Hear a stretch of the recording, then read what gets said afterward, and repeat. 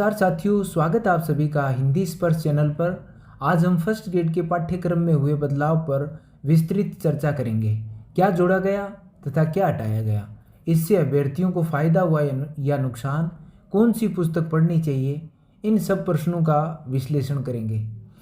साथियों, बदलते पैटर्न के साथ खुद को बदलना होगा।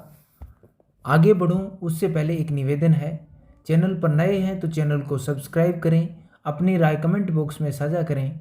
साथियों, अगर फर्स्ट ग्रेड एग्ज़ाम निकालनी है तो सबसे पहले निर्धारित दिनचर्या बना लीजिए और उसका गंभीरता से पालन कीजिए। सिलेबस को जितनी बार पढ़ सकते हो पढ़ो, हर एक बिंदु दिमाग में होना चाहिए। सिलेबस में जो टॉपिक दिया गया है उससे बाहर बिल्कुल नहीं भटकना है। प्रमाणिक पुस्तकें पढ़ते हुए नोट्स बना लो। किसी ऑनलाइन या ऑफलाइन क्लास के चक्कर में मत रहो। बिल्कुल फ्रेश हो तो किसी गुरु से मार्गदर्शन लिया जा सकता है। वर्तमान पैटर्न के अनुसार हर एक टॉपिक बड़ी गहनता से पढ़ना पड़ेगा। हर एक टॉपिक को बड़ी गहनता से पढ़ना है साथियों। और पिछली जो असफलता है वो हमें बहुत सी सीख छोड़ के जाती है। तो साथियों, बढ़ते हैं पाठ्यक्रम की तरफ। तो साथियों, सबसे पहले जो उच्च माध्यमिक स्तर है, खंड 1 है, उच्च माध्यमिक स्तर है, उसमें आपके क्या जोड़ा गया और क्या हटाया गया है। तो साथियों, हिंदी व्याकरण में जो टॉपिक जोड़े गए हैं उनमें एक तो वर्ण व्यवस्था और कोशक्रम, वर्ण व्यवस्था और कोशक्रम ये जोड़ा गया है। तत्सम, तद्भव और विदेशी शब्द ये टॉपिक आपके ऐड कर दिया गया है। संज्ञा, सर्वनाम, विशेषण, क्रिया व इनके भेद, इनको भी क्या कर दिया गया है, इसमें समाहित कर दिया गया है। क्रिया विशेषण, उनके भेद, लिंग, वचन, कारक, काल, ये सारे के सारे जो टॉपिक हैं व्याकरण के, ये इसमें ऐड कर दिए गए हैं। वाक्य के अंग और वाक्य के भेद, उपभेद। कहने का मतलब क्या है साथियों कि यहाँ पे व्याकरण का जो पार्ट है उसको बढ़ा दिया गया है। उसको क्या कर दिया गया है, बढ़ा दिया गया है। अब हटाया क्या गया इसकी जगह, तो इसकी जगह क्या हटाया साथियों कि जो पहले आपके अर्थशास्त्रीय पत्र, विज्ञप्ति, परिपत्र, निविदा, ज्ञापन, अधिसूचना ये जो आते थे इनको हटा दिया है। और एक किताब लगती थी साथियों 11वीं 12वीं में, जनसंचार माध्यम, तो उससे ये क्वेश्चन आया करते थे उस बुक से। तो वो सारी एक प्रकार से उसमें जितने भी टॉपिक लगते हैं वो हटा दिए, जैसे जनसंचार के प्रमुख माध्यम, तत्संबंधी लेखन एवं पत्रकारिता, कविता, कहानी, वार्ता, रिपोर्टाज, डायरी एवं लेखन, ये आदि चीज़ इसमें से हटा दी गई हैं। अब कहने का मतलब क्या है साथियों, यहाँ पे करीब इनके 10 क्वेश्चन आते थे। कितने क्वेश्चन आते थे, इस पार्ट से 10 क्वेश्चन आते थे। अब 10 क्वेश्चन तो वो आते हैं, और गद्यांश और पद्यांश में 2-2 क्वेश्चन वो आते थे। गद्यांश और पद्यांश है उससे 2-2 क्वेश्चन वो, तो कहने का मतलब क्योंकि वो भी उच्च माध्यमिक स्तर में ही था गद्यांश पद्यांश, तो 14 क्वेश्चन जो है वो हो सकता है साथियों इसमें ऐड कर दिए हों, इसमें ऐड कर दिए जाएं।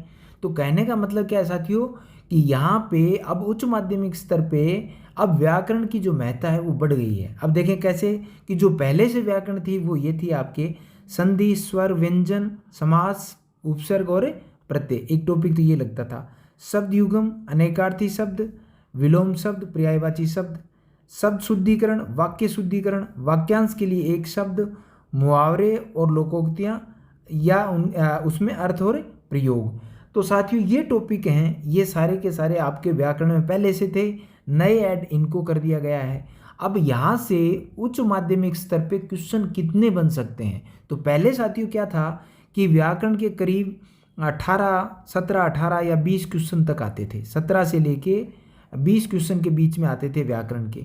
अब है वो यहाँ पे वेटेज इसका बढ़ जाएगा। अब लगता है कि साथियों यहाँ पे कम से कम 35 से 40 क्वेश्चन, 35 से 40 क्वेश्चन का ये पार्ट आने वाला है।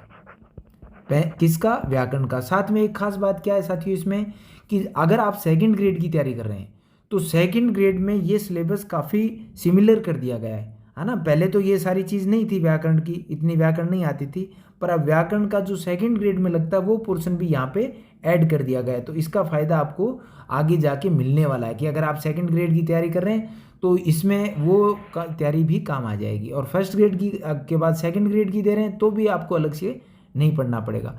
अब साथियों, आपको वो पुस्तकें बता रहा हूँ जो कहीं भी जाने की ज़रूरत नहीं। अगर आप शॉर्ट कट अपनाएंगे साथियों तो आप असफल हो सकते हैं, क्योंकि आरपीएससी है वो बार बार अपना पैटर्न है वो पेपर का बदल रही है। इसलिए हमें क्या है, प्रमाणिक पुस्तक से ही पढ़ना चाहिए और उस जो टॉपिक आपको दिया गया है उसको बड़ी गहराई से नोट्स बना करके कैसे भी उसको तैयार करना पड़ेगा, क्योंकि बहुत गहनता से हर एक चीज़ को पूछा जा रहा है आजकल।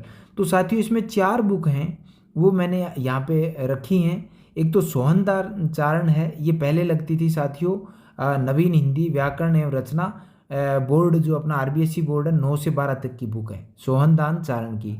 ये पुराना एडिशन है साथियों, ये बहुत अच्छी बुक है। और ये नया एडिशन है जो अभी 9 से 12 लग रही है, ठीक है। तो इसमें साथियों हो सकता है इसमें और इसमें थोड़ा अंतर हो, लेकिन ये बुक है, ये भी बहुत अच्छी बुक है और ये भी अच्छी है। तो इनको प्रारंभिक स्तर पर इनको तैयार किया जा सकता है। और गहनता से अगर आपको पढ़ना है तो आप हरदेव भारी की आती है साथियों, वेरी इंपॉर्टेंट है ये क्वेश्चन, ये बुक। और साथ में कामता प्रसाद जी की जो बुक है हिंदी व्याकरण की, इन दोनों से भी आप क्या है व्याकरण की तैयारी और अच्छे से तैयारी कर सकते हैं। इसमें सारे जितने भी आपके टॉपिक दिए गए हैं वो सारे के सारे टॉपिक ये कवर करती हैं। तो इन पुस्तकों को पढ़ते हुए पहले आप क्या करें, पहले आप जो 9th से लेकर के जो 12वीं तक की दोनों पुस्तकें हैं, अगर पुराना एडिशन मिल जाए और नए वाला भी, पुराने वाला बहुत अच्छा है साथियों, इसमें गलतियां कम हैं, जबकि नए वाले में हो सकता है कुछ गलतियां हों। इन दोनों को पहले पढ़ें, उसके बाद आप क्या करें, हरदेव भारी और ये कामता प्रसाद जी की पुस्तकों को पढ़ा जा सकता है। और साथियों एक चीज़ और आपको बताऊंगा कि जो साथियों व्याकरण है वो रटने का विषय नहीं है, जितनी समझ रखोगे उतना आत्मविश्वास बढ़ेगा। कुछ प्रमाणिक पुस्तकें जो आपको मैंने बता दी हैं। तो साथियों हर एक टॉपिक को बड़े गहनता से पढ़ना है और उस टॉपिक से रिलेट जो आपको यहाँ दिया गया है सिलेबस में, उससे रिलेट पढ़ना है, उससे बाहर नहीं जाना, आपको भटकना नहीं है ना। और क्या करें, जब इनकी अच्छे से आपकी तैयारी हो जाए हर टॉपिक पे, तो आप पुराने प्रश्न पत्रों को जरूर हल करें, क्योंकि उससे आप कितनी आपकी तैयारी हुई या ठीक से नहीं हो पाई, वहाँ आप क्या क्या गलतियाँ करते हैं, वो आपको फिर उसमें क्या है आपको पता चल जाता है कि मैं क्या गलतियाँ कर रहा हूँ, ठीक है।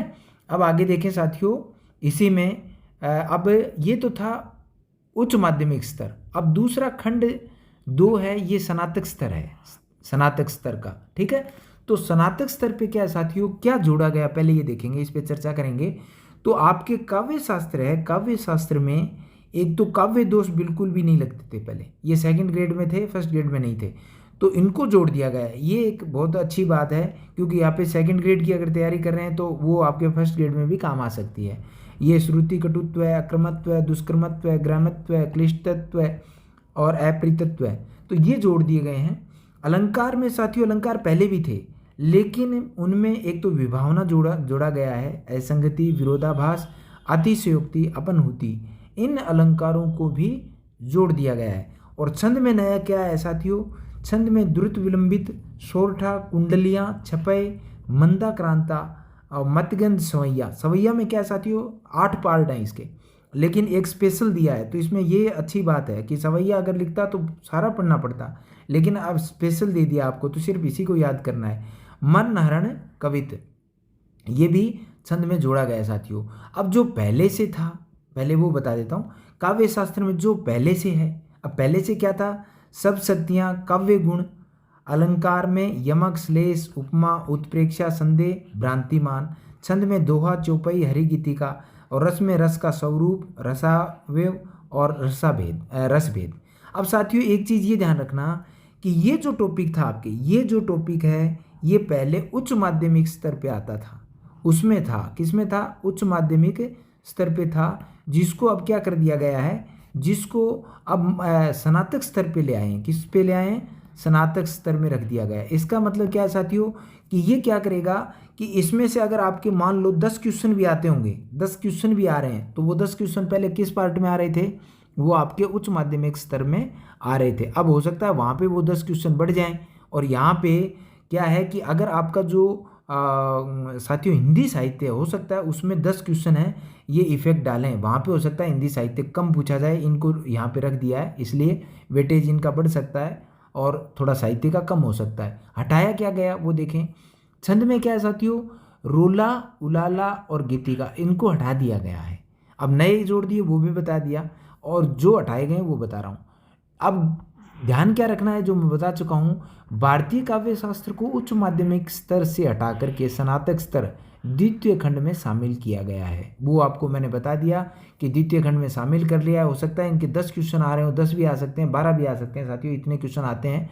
तो वो क्वेश्चन पहले किस में आ रहे थे, उच्च माध्यमिक स्तर पे, और अब वो किस में आएंगे, स्नातक स्तर पे। तो यहाँ पे हो सकता है कि आपका जो साहित्य है उस पर क्वेश्चन में कटौती की जाए। अब काव्य शास्त्र की जो प्रमाणिक पुस्तकें हैं उनके बारे में भी साथियों चर्चा करना जरूरी है। क्या है साथियों, काव्य शास्त्र भी व्याकरण की तरह वस्तुनिष्ठ विषय है, और पुस्तक पढ़ने के बाद अवधारणा अगर समझ में ना आए तो किसी विशेषज्ञ अध्यापक से पढ़ने में कोई बुराई नहीं है। तो इनको जरूरी नहीं है, ये बुक हैं, बहुत अच्छी बुक है साथियों, ये पूरा आपका काव्य शास्त्र कवर करेंगी। और मतलब इनमें अगर आपको सरल भाषा में पढ़ना है तो ये स्टार्टिंग में ये पढ़ सकते हैं, अलंकार परिजात, नरोत्तम दास स्वामी की आती है अलंकार परिजात, बहुत अच्छी बुक है, इससे इसका सहयोग लिया जा सकता है। इसके अलावा अगर आपको और अच्छी तैयारी करनी है तो ये, और ख़ास करके ये डॉक्टर विवेक शंकर की जो राजस्थान हिंदी ग्रंथ अकादमी है, इससे इसमें से भी ये भी वेरी इंपॉर्टेंट बुक है। और ये जो वेंकट शर्मा की है ये भी वेरी इंपॉर्टेंट है, इनसे भी बहुत सारे क्वेश्चन पूछे जाते हैं, और ये सरल भी हैं साथियों अगर आप पढ़ेंगे। और क्वेश्चन क्या है कि इन्हीं में से कई बार बन के उठ के आते हैं। तो गहराई से दिया गया है, ये चारों बुक हैं, इनको आप देख सकते हो, कोई भी आपको जो पसंद आए वो ले सकते हो। लेकिन चारों ही जो पुस्तक हैं वो बहुत अच्छी हैं, और इससे बाहर क्वेश्चन जाने की संभावना कम है, तो इन पुस्तकों का सहारा लिया जा सकता है साथियों। अब स्नातक स्तर में हम बढ़ते हैं, स्नातक स्तर में ही, कि आपके जो वो तो था काव्य शास्त्र, अब बात करेंगे हिंदी साहित्य का इतिहास है उस पर। तो क्या जोड़ा गया हिंदी साहित्य के इतिहास में, तो हिंदी साहित्य का इतिहास है उसमें साथियों भारतेंदु कालीन पत्रकारिता है, वो एक टॉपिक ये जोड़ दिया गया है। और भारतेंदु एवं समकालीन साहित्यकार के स्थान पर भारतेंदु कालीन गद्यकारों का योगदान ये जोड़ दिया गया है, ठीक है। और गद्य विद्याओं में यात्रा वृत्तांत को जोड़ा गया है, क्या जोड़ा गया है, यात्रा वृत्तांत को यहाँ पे जोड़ा गया है साथियों। अब हटाया क्या गया है वो देख लें।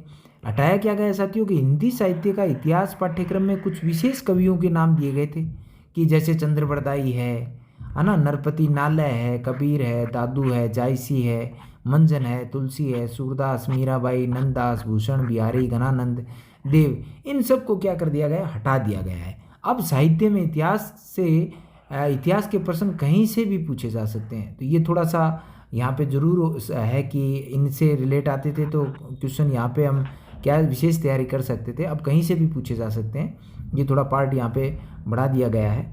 और अब क्या है साथियों कि गद्य विद्याओं में क्या है कि संस्मरण और रेखाचित्र और रिपोर्टाज को क्या कर दिया गया, हटा दिया गया, उनकी जगह जोड़ा क्या गया है, 3 को हटा के जोड़ा क्या गया है, यात्रा वृत्तांत को जोड़ा गया, जो आपके हिंदी साहित्य का इतिहास में पहले से हैं। ये सारी की सारी चीज़ पहले से हैं साथियों। इतिहास लेखन की परंपरा है, ये टॉपिक यूं सेम रख दिया है। प्रमुख इतिहास ग्रंथ हैं, इतिहास लेखक, हिंदी साहित्य का आरंभ काल, विभाजन, नामांकन और आदिकाल। अब ये इंपॉर्टेंट चीज़ है साथियों, आदिकाल हर बार आते हैं क्वेश्चन इसमें से। अब पढ़ना क्या है, रचनाओं की प्रमाणिकता के बारे में या उसकी प्रमुख प्रवृत्तियां हैं उनके बारे में, प्रमुख रचनाकार एवं रचनाएं। वैसे तो रचनाकार रचनाएं काफ़ी हैं साथियों, हजारों कवि हैं, हजारों रचनाएं हैं, लेकिन क्या होता है जैसे आदिकाल के इम्पोर्टेंट कवि हैं उनसे रिलेट क्वेश्चन पूछे जाते हैं, रचनाएं रचनाकार उनसे रिलेट पूछे जाते हैं। प्रवृत्तियां जरूर याद रखें, 1 क्वेश्चन 2 क्वेश्चन इनमें से आता है। प्रमाणिकता के बारे में भी पूछ लिया जाता है। तो इन टॉपिक को, जो टॉपिक आपके सिलेबस में रखा गया है उनको पूरी शिद्दत से तैयार करें, है ना, ताकि आपका कोई भी क्वेश्चन है वो गलत ना हो, ठीक है साथियों। अब खंड स्नातक स्तर ही चल रहा है अभी। तो भक्ति काल में क्या है साथियों, भक्ति का उद्भव, विकास एवं दार्शनिक पृष्ठभूमि, वही चीज़ रखी है। संत काव्य, सूफी काव्य, राम भक्ति काव्य, कृष्ण भक्ति काव्य और उनकी प्रवृत्तियाँ और कवि और रचनाएं। तो संत काव्य में जो इम्पोर्टेंट कवि हैं उनकी रचनाएं, उनकी क्या संत काव्य की क्या प्रवृत्ति रही, ये प्रवृत्ति से रिलेट क्वेश्चन जरूर आते हैं साथियों। तो पहले इनकी प्रवृत्तियां भी पढ़ें, साथ में इम्पोर्टेंट जो कवि और रचनाएं उनको भी साथ साथ में पढ़ते रहें, बार बार अभ्यास करें। अब रीतिकाल है साथियों, रीतिकाल में रीतिबद्ध कवि, उनकी प्रवृत्ति, कवि रचनाएं, रीति सिद्ध में भी उनकी प्रमुख प्रवृत्तियाँ, कवि एवं रचनाएं, रीतिमुक्त में प्रमुख प्रवृत्तियाँ, कवि एवं रचनाएं, इनको भी अच्छे से तैयार कर लें। आधुनिक काल है, आधुनिक काल में नवजागरण, हिंदी खड़ी बोली गद्य का उद्भव और भारतेंदु युगीन गद्यकारों का योगदान और भारतेंदु युगीन पत्रकारिता, ये कुछ टॉपिक हैं आधुनिक काल में। अब गद्य विविध विद्याओं का विकास, अब वो कौन कौन सी हैं? नाटक है, एकांकी है, निबंध है, कहानी है, उपन्यास है, आत्मकथा है, जीवनी, यात्रा वृत्तांत की प्रमुख प्रवृत्तियां, रचना एवं रचनाओं का परिचय। तो साथियों, नाटक में कौन कौन सा नाटक प्रसिद्ध है, पहले कौन सा आया, बाद में कौन सा आया, कौन सा दुखांत नाटक है ना। इस तरीके से एकांकी के बारे में, निबंध के बारे में, तो इनसे रिलेटेड क्वेश्चन हर बार पूछे जाते हैं। तो इनको भी, इनमें इम्पोर्टेंट जितने भी लेखक और कवि जो हैं इनको अच्छे से तैयार कर लें। पद्य का विकास है, पद्य में क्या है साथियों? भारतेंदु युग, द्विवेदी युग, छायावाद, प्रकृतिवाद, प्रयोगवाद, नई कविता, समकालीन कविता, समकालीन कविता की प्रमुख प्रवृत्तियां, कवि एवं रचनाओं का परिचय।